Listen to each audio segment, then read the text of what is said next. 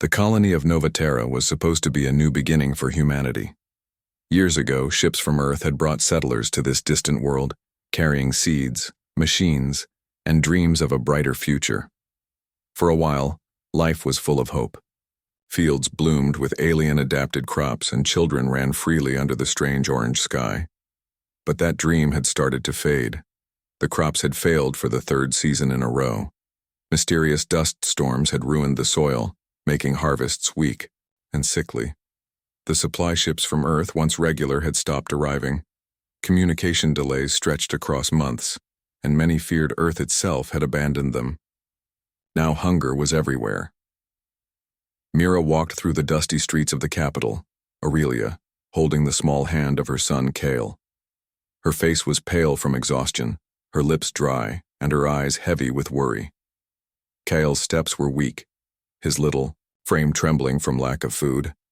It had been 3 full days since either of them had eaten anything more than a few dry crumbs of old bread. Mira stopped in front of a food stall where vendors once shouted cheerfully to sell fresh fruits and steaming bread. Now the stall was almost empty. A few dried roots were displayed in baskets guarded by a vendor with sharp eyes. "Please," Mira whispered, her voice soft and cracked. "Do you have anything left over? Just a little. My child has not eaten in days." The vendor frowned, shaking his head. "Nothing is free anymore. We all suffer. If I give you food, who will feed my own?" Mira lowered her gaze. She understood. Yet the sting of rejection cut deep. Kyle tugged weakly at her hand, whispering, "Mama, I'm hungry." She forced a smile, though her heart broke. "I know. Kale, I will find something, I promise." They walked further down the street.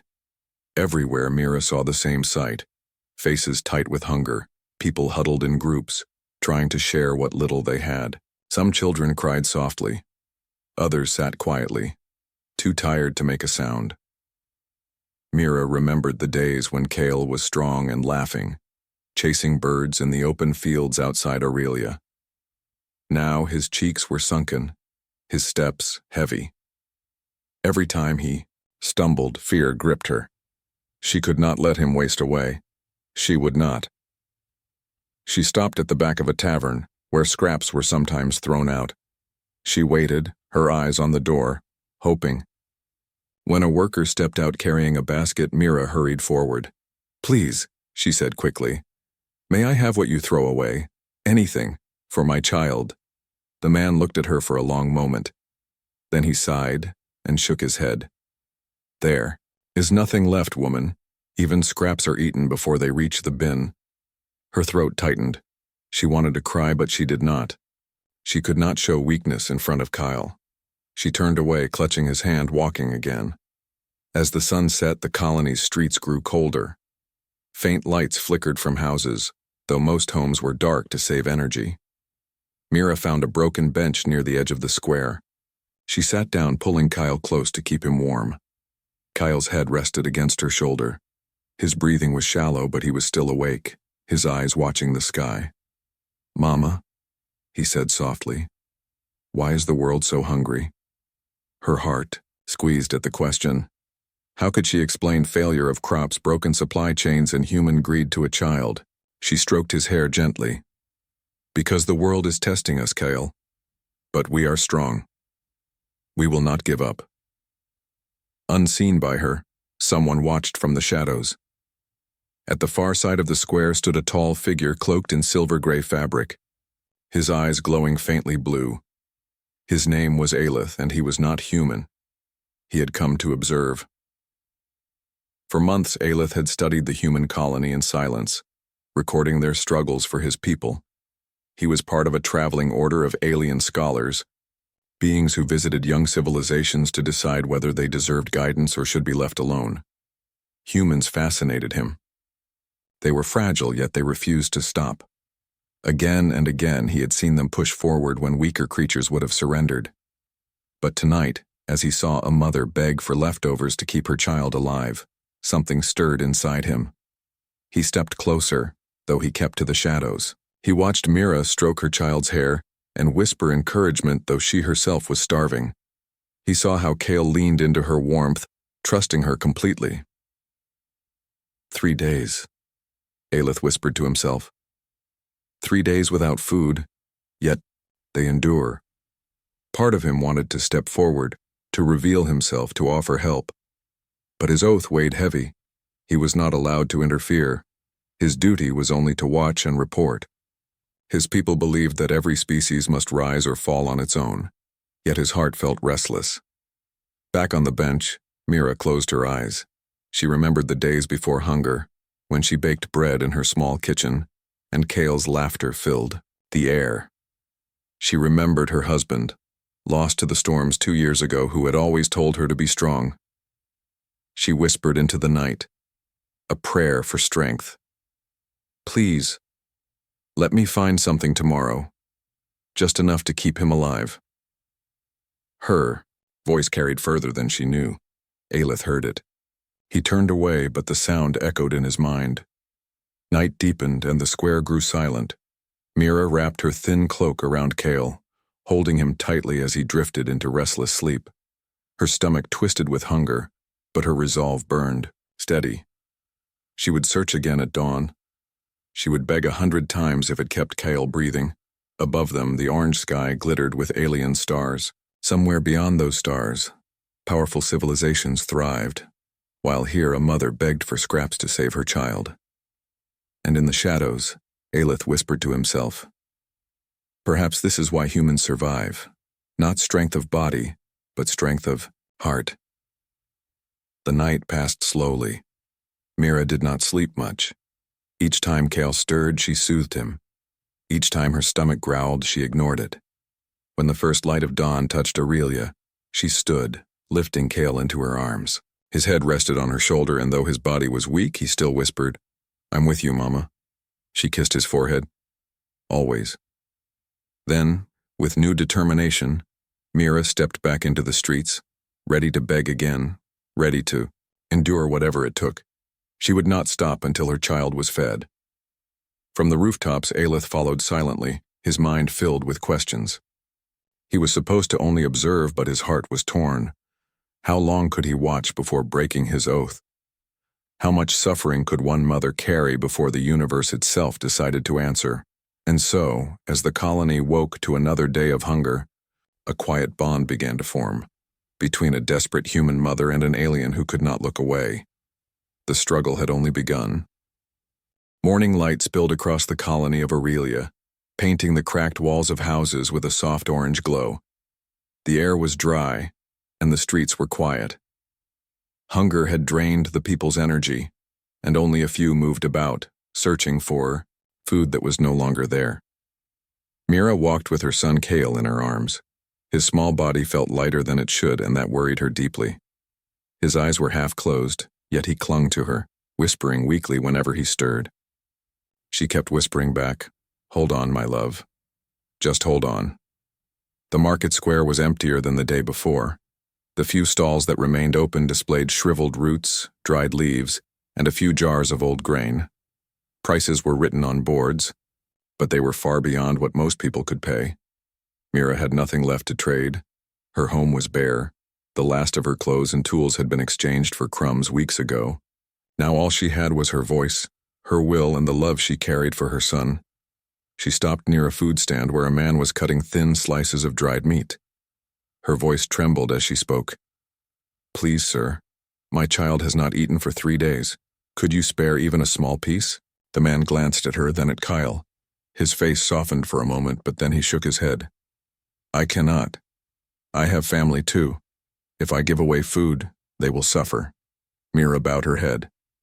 I understand. She turned away, fighting the tears that pressed behind her eyes. She would not cry in front of Kyle. Instead, she kissed his hair and whispered, We will find something. I promise. From the edge of the square, the alien observer Aelith watched silently. His tall frame was wrapped in a silver cloak, and his faintly glowing blue eyes scanned every detail. He saw how Mira moved from one stall to another, asking, humbly, only to be refused again and again. He saw the way Kale's head rested limply against her shoulder. Aelith had studied humans for many months, but never had he felt so conflicted. His oath forbade him from helping. His people believed interference would weaken young civilizations, that they must learn through struggle. Yet as he watched this fragile woman fight for her child's life, something inside him rebelled against that rule. Finally, when Mira sank down on a low stone step to rest, Aelith stepped forward. His shadow stretched across the ground as he approached. Mira looked up, startled. She had never seen anyone like him before. His features were not human, his skin faintly silver, his eyes glowing softly, his movements smooth and almost weightless. For a moment she thought hunger had created a dream before her eyes. "Do not be afraid," Aelith said, his voice deep but gentle. "I mean no harm." Mira pulled Kyle closer, uncertain. Who are you?" "A traveler," he answered. "An observer. I have watched your people." His gaze shifted to Kale. "I have seen your struggle. For 3 days you have searched. For 3 days you have been denied." Mira's throat tightened. "Then you know I beg only for my child. If you have food, I would trade anything. My labor, my hands, my life, just to keep him alive." Aelith studied her carefully. His kind did not usually show emotion, but his voice softened. "You will not trade. You will only receive." From beneath his cloak he revealed a small container made of smooth crystal-like material. He pressed a symbol on its surface, and it opened to reveal small glowing cubes of food. They emitted a faint warmth and a gentle aroma unlike anything Mira had ever smelled. Her eyes widened. "Is it safe?" "Yes," Aelith said. "It will heal weakness, restore strength, and ease hunger. A single piece can sustain for days." Mira hesitated, torn between fear and hope. Then she looked at Kale, whose lips were pale and cracked. Love overcame doubt. She took one glowing cube carefully and placed it against her son's lips. At first, Kale was too weak to respond, but then his small mouth closed around the food, and he chewed slowly. Within moments, color began to return to his cheeks. His eyes opened wider and he whispered, "Mama, it's good." Tears filled Mira's eyes. She kissed his forehead and looked up at Aelith. "You saved him." Aelith closed the container and returned it to his cloak. "Take comfort. But know this gift is rare. I am bound not to interfere. My people would not approve of what I have done today." "Then why help me?" Mira asked softly. Aelith looked into the distance, his glowing eyes reflecting the morning light. "Because your strength moved me. 3 days without food, yet you did not give up. You begged not for yourself, but for your child. I have watched many species, few would endure as you have endured." Mira's voice shook. "We endure because we must. A mother does not stop for hunger. She fights for her child until her last breath." Aelith's chest rose and fell slowly, as though he were considering every word. Perhaps that is why humanity survives when all logic says you should fall. For a long time, silence hung between them. Mira sat on the stone step, Kale resting against her chest, stronger now, breathing more evenly.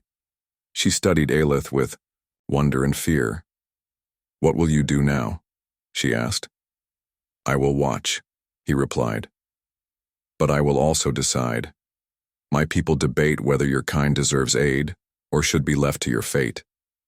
What I see in you may shape that decision." Mira frowned. "Then show them the truth. Show them that even when we are starving, we still fight for each other." Aelith nodded slowly. "I will." He turned to leave, his cloak shimmering in the light. But as he stepped away, Mira called after him. "Wait." He paused, looking back. "Thank you," she said simply. "For saving my child?" Aelith's expression was unreadable, but his voice carried warmth. "Perhaps it is not I who saved him. Perhaps it was your will that drew me to act." Then, like a shadow fading, he moved into the crowd and disappeared. Mira sat there for a long time, holding Kale close. The glowing food had given him strength, but her heart still ached. She knew this miracle could not last forever. There were thousands of hungry people in Aurelia, and she had no way to feed them all. Still, Hope stirred within her. Someone, something had seen her struggle and answered. She was not entirely alone. Kale's small voice broke the silence. "Mama, I feel better." She kissed his cheek, smiling through tears. "Yes, my love. And we will keep going. Always." Far above, unseen by human eyes, Aelith climbed to a high observation tower and recorded his thoughts. His voice echoed softly in the crystal device he carried. Humans are fragile in body, yet strong in heart. Their courage comes not from abundance, but from scarcity. I have seen a mother beg not for herself but for her child. I have seen her endure 3 days of hunger without surrender. Such spirit cannot be ignored. He paused, looking out at the colony where fires of survival still flickered. I am no longer certain that leaving them to fate is wise. Perhaps they deserve a chance. Perhaps they are ready. With that, he ended his report, though in his heart, he knew the decision was no longer only about duty. It was about what he had seen in Mira's eyes, the unbroken flame of humanity. And as the sun rose higher, Aurelia stirred awake once more. Hunger remained, shadows stretched across the streets, but somewhere in the crowd, a mother carried hope in her arms. And an alien watched, torn between the rules of his people and the truth he could no longer deny. The encounter had changed them both. Days passed since Mira's secret encounter with Aelith, the alien observer who had given her the glowing food. The memory of that moment stayed with her.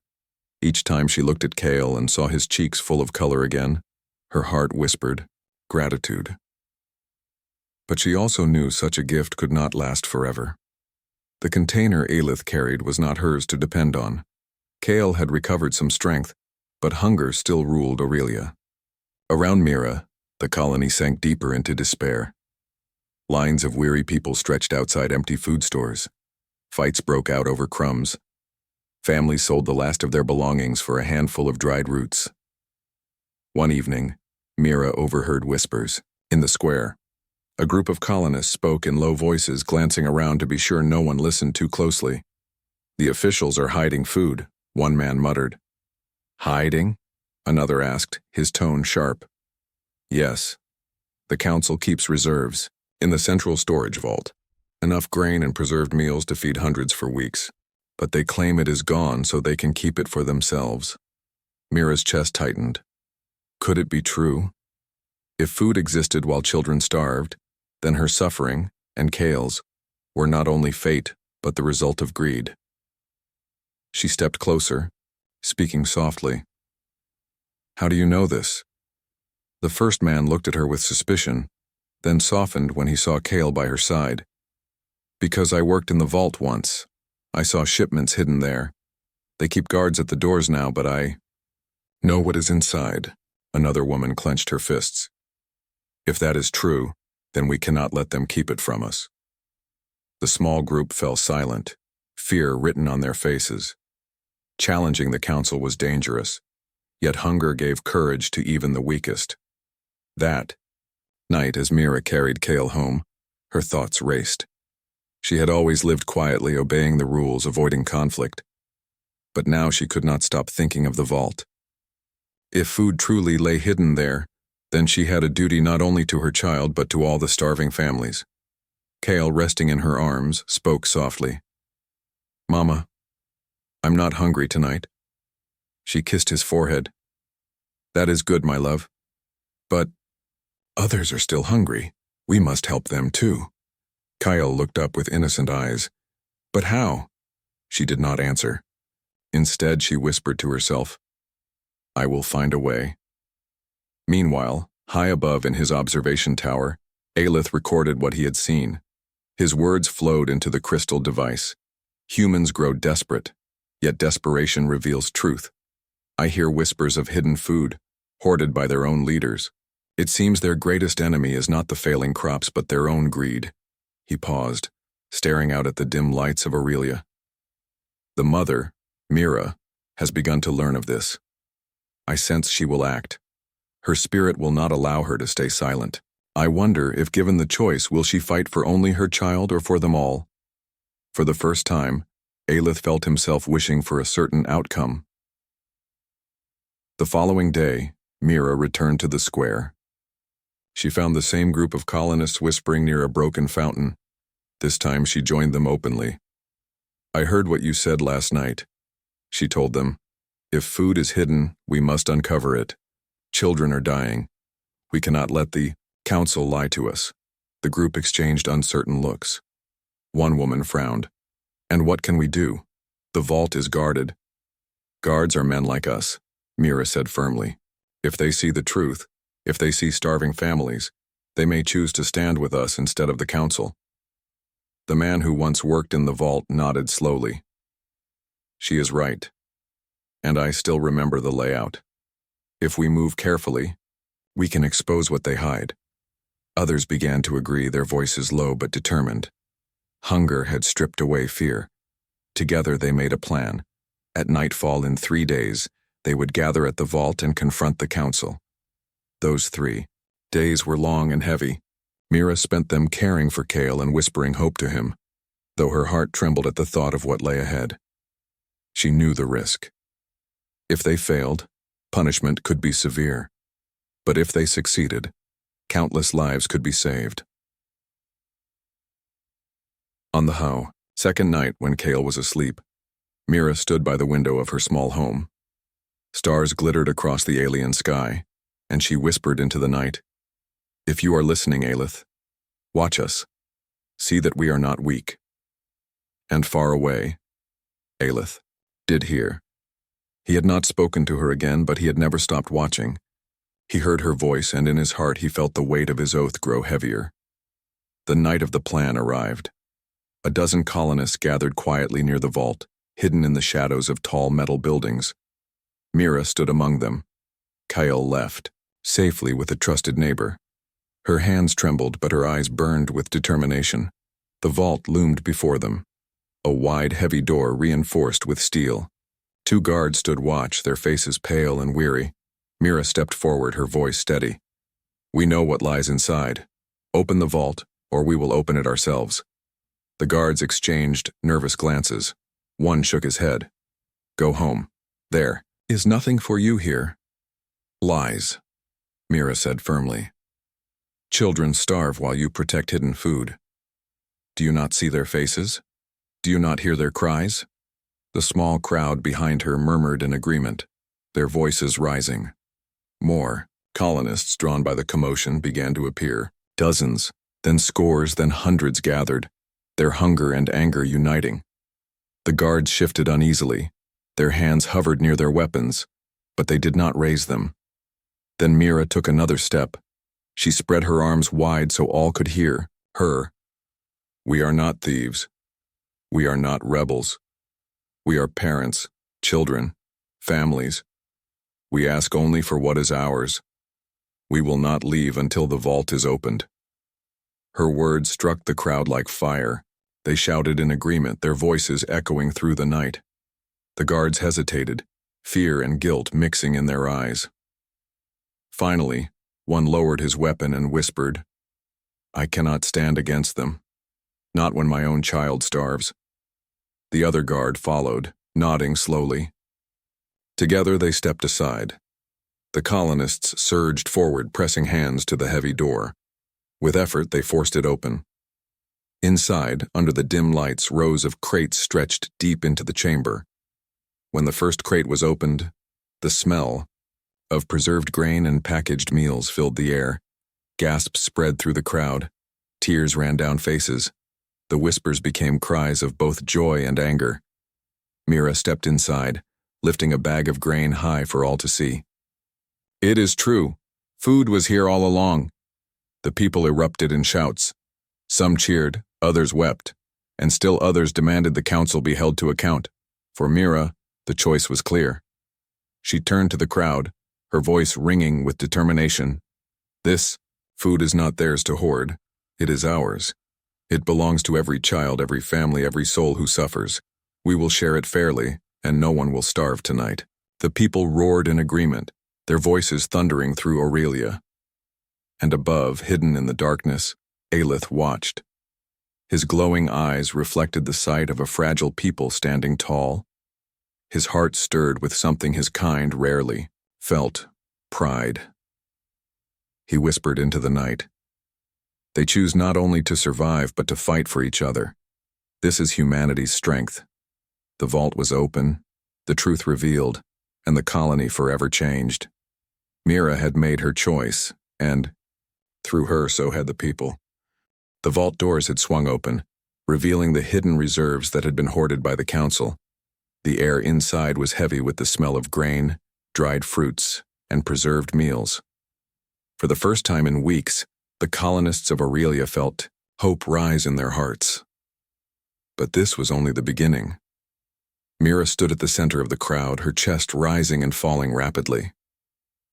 Kyle was safe for the night, resting at a neighbor's home. But the weight of responsibility pressed upon her. She knew the Council would not surrender easily. They had hoarded the food to control the colony. If the officials realized their secret had been uncovered, they would strike back. The first guards of the Council appeared at the vault entrance. They were older men and women, dressed in official robes, carrying small rods of authority that glowed faintly in the dim light. "What is this?" one demanded, his voice trembling with anger and fear. "How dare you enter the vault?" "This is not yours to guard," Mira said firmly, stepping forward. Her voice rang with clarity. "You have kept children starving while you sat safely. We demand the food be shared fairly with everyone in Aurelia."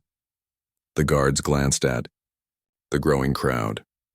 Hundreds of colonists now pressed against the vault, their faces hard with determination. Hunger had stripped away fear, leaving only resolve. One guard stepped forward, raising a glowing rod. "You are trespassing. Leave now, or we will use force." Mira's eyes met the guards. "We will not leave. Look around you. We are strong, because we stand together. Do you see only weakness, or do you see what humanity can do when it is pushed to the edge?" The guard hesitated. He glanced at the crowd, then at his companions. The weight of the colonists' silent fury pressed upon him. Finally, he lowered his rod. "Enough," he whispered. "Enough. I cannot fight my own people." Others followed. Their authority wavered. They had trained to command, but they had never faced the truth of suffering up close. The sight of mothers holding children, of fathers weary from searching for scraps, made their power meaningless. Mira moved among the colonists, helping them carry the crates of food. Some were young men and women who had never led before, now stepping up to organize the supplies. Others were elderly, offering guidance and encouragement. Every hand mattered. Every voice counted. Outside the vault, more colonists gathered, drawn by the sound of triumph and hope. The streets that had been empty and lifeless were now filled with movement. Children, weak from hunger, were given portions of food. Mothers and fathers worked together, dividing grain, dried meat, and preserved fruits. But amid the celebration, the Council was not idle. From their chambers high above, they watched the crowd with rage and fear. The head counselor, a woman named Lyra, clenched her fists. "They dare defy us," she hissed. "We have maintained order for decades. How can a group of starving humans threaten our control?" Her advisors tried to calm her. "The people are desperate. They see the truth. Punishment now will only unite them further." Lyra's eyes narrowed. "Then we must stop them. If they gain power over the vault, we lose control entirely." Meanwhile, Mira realized that this was no longer just about survival. It had become a stand for justice. The colonists were not merely gathering food. They were asserting that no one could hoard life while others suffered. She climbed atop a crate, her voice strong enough to reach everyone outside. "Listen to me," she called. "We are not weak. We are not silent. We will protect each other. The Council may try to scare us, but we are stronger together. Today we claim what is rightfully ours." The crowd cheered. Their voices echoed through the colony, carrying hope and defiance. At that moment, a faint hum filled the air. From the shadows, Aelith appeared. His silver cloak shimmered as he moved toward the vault, unseen by most, yet present. Mira noticed. the glow in the corner of her eye. She remembered the alien who had helped her and Kale. She did not know why he had come now, but she felt reassurance in his presence. Aelith's voice was calm but carried to her mind. "You are not alone. Even when others falter, your spirit endures." Mira nodded slightly, though no one else could hear. She understood that strength sometimes came not only from numbers, but from belief. The first council guards attempted to move forward, now determined to reclaim control. But the colonists did not back down. They stood firm, their eyes clear with purpose. Mothers held children close, men stood shoulder to shoulder, and the elderly directed the flow of food to those most in need. Every act was an assertion of human resilience. One guard, younger than the others, raised his hand to signal a strike. Mira stepped forward, holding a crate of food high. "We do not fight for ourselves. We fight for every child who cries with hunger, for every family denied life, for every soul who deserves hope." Her words struck deep. The guard hesitated, seeing the determination in the eyes of those around him. He lowered his hand, then slowly stepped back. Others followed. The council's attempt at force failed because they faced something stronger than weapons: humanity's unity. As the night wore on, the vault became a center of activity. Crates were opened, food distributed, and small groups formed to carry supplies to every part of the colony. Mira moved tirelessly, helping where she could, her energy renewed by the sight of others working alongside her. Kyle's small voice rang in her memory. "Mama, I feel better." That memory carried her forward. Every child who would now eat, every family who would survive another day, strengthened her resolve. From the high tower, Aelith observed the unfolding events. He recorded silently, noting every act of courage, every act of compassion. "Humans do not need guidance to endure," he whispered. "They need only the opportunity to rise. Their will is extraordinary." By dawn, the council had been forced to concede. Lyra and her advisors appeared at the vault, faces pale with defeat. Mira, standing atop a crate, met the head counselor's gaze. "This food belongs to the people," Mira said firmly. "Your hoarding ends now. From this day forward, every family will receive its share. No one will starve in Aurelia while others sit in comfort." Lyra's lips pressed into a thin line. She looked around at the colonists, all watching, all unified. Slowly she nodded, realizing resistance was futile. "So be it," she said. The crowd erupted in cheers. Families embraced, children laughed, and a sense of hope that had been absent for months filled the streets.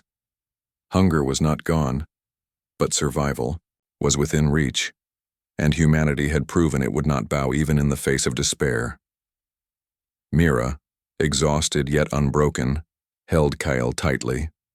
She remembered the first day she begged for scraps, the long nights of fear, and the strength she had drawn from love. Now she stood victorious not just for herself but for every person in the colony. Aelith remained in the shadows, his gaze filled with admiration. Humanity had shown him their resilience, their unity, and their courage. A mother had led them, not with power but with love and determination. As the sun rose over Aurelia, casting warm light over the city, Mira smiled softly. She had made the stand, and they had all endured. The struggle was far from over, but for the first time in months hope was tangible and the colony felt alive. Mira whispered to herself, "We will survive. We will protect each other, and we will not forget this moment." Above, hidden yet watching, Aelith whispered into the device that recorded his observations. "Humanity's strength is not in weapons, wealth, or technology. It is in heart, in courage, in the refusal to yield even when the world is against them. This mother has shown what it means to lead, to fight for life, and to inspire unity. Perhaps this is why they endure where others fail."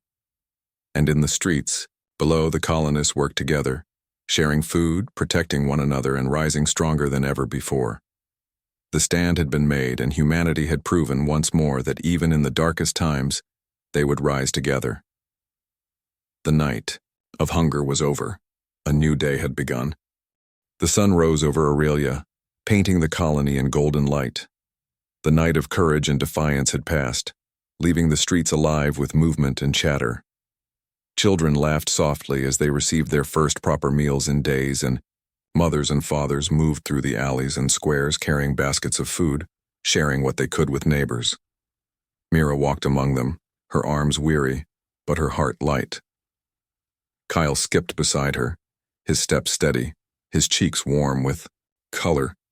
He carried a small loaf of bread, proudly holding it out to a younger child who had no family to care for them. Mira's eyes filled with tears, not of sadness but of pride. The vault, once hidden and controlled by the council, had become a center for cooperation. Crates of grain, dried fruits, and preserved meals were being carefully organized and distributed fairly among every neighborhood. People who had once feared and hoarded now worked together. Mira watched as strangers helped, one another sharing what little they had. The sight filled her with hope. "This is beautiful," she whispered to Cale, who was now laughing with a boy his age. "We did it, my love. Together we did it." Cale looked up, eyes shining. "Mama, we helped everyone." "Yes," Mira said softly. "And that is the true strength of humans. We survive not alone but together." High above, in the observation tower, Aelith recorded the final moments of the events in Aurelia. His glowing eyes scanned the colony, noting every act of courage, compassion, and unity. "Humans are extraordinary," he said softly into his recording device.